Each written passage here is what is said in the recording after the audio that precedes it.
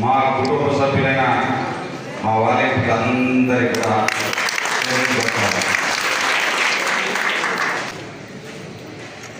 ఏ విధంగా మనం చూస్తా ఉన్నాం. ఈరోజు జగన్మోహన్ రెడ్డి గారి ఏ పథకాలు ఏ విధంగా అవినీతి లేనటువంటి పాలన మీ ద్వారా అందిస్తూ ఉన్నాడో, మీరు అందిస్తున్నటువంటి మీరు మీ అందరికీ కూడా ఎంత చెప్పినా ఏం మాట్లాడినా నన్ను ఎంత పొగిడినా తక్కువే. అందుకే ఒక సెల్యూట్ ద్వారా తెలియజేస్తా ఉన్నా. మా వాళ్ళందరికీ సెల్యూట్ కొడతా ఉన్నా. మీ సేవలు అద్భుతం, అద్వితీయం, అమోఘం. కాబట్టి అందులో నేను అన్నీ చూసిన వాడిని, ప్రతి గడప తట్టిన వాడిని, ప్రతి గుండెను తట్టి లేపిన వాడిని.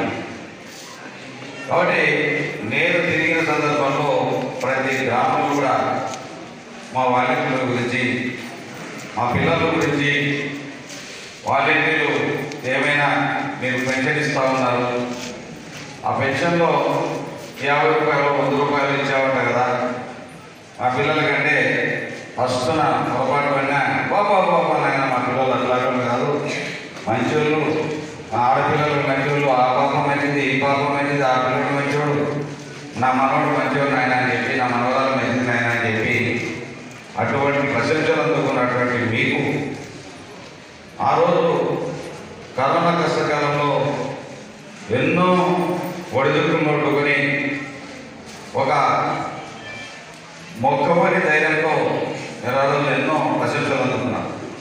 ఆ రోజు పోలీసులు కావచ్చు, లేకపోతే డాక్టర్లు కావచ్చు, ఎన్ని రకాలుగా మున్సిపాలిటీలో పనిచేసినటువంటి మున్సిపల్ ఉద్యోగులు కావచ్చు, ఎన్నో రకాల విద్యా శాఖల్లో పనిచేస్తున్నటువంటి ఉద్యోగులు కావచ్చు, మా వాలంటీర్లు కావచ్చు.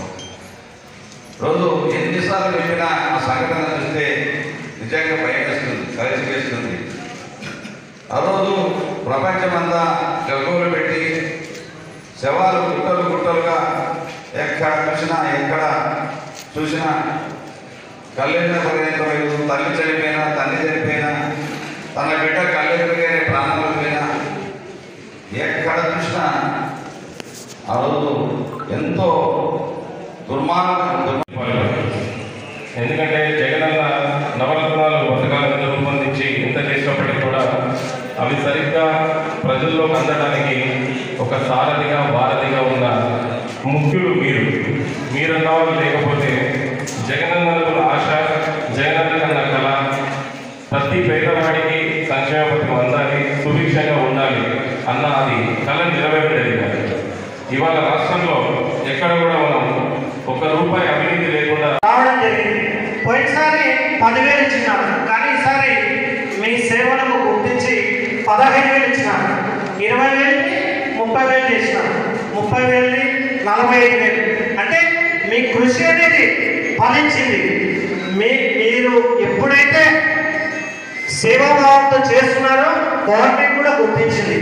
కేవలం ఒక 22,000 కోట్ల రూపాయలు పింఛన్లకే మన గవర్నమెంట్ కేటాయించింది బడ్జెట్. అంటే మన మండలంలోనే 2 కోట్ల రూపాయలు డ్రా చేస్తున్నాం. ఎప్పుడు నెలాఖరునే సాయంత్రమే మీకు డబ్బులు ఇస్తూ ఉన్నారు. మీ పిఎస్ అయితేనేమి, సచివాలయ సిబ్బంది, వాలంటీర్లకు ఇస్తూ ఉన్నారు. అంటే ఈ నినాదాన్ని మన ప్రజల్లోకి తీసుకుపోయి రేపు ఓటు అనే ఆయుధంతోనే మనం ఖచ్చితంగా మన శిల్పంలో మన జగన్మోహన్ రెడ్డి గారిని మనం గెలిపించుకోవాలి.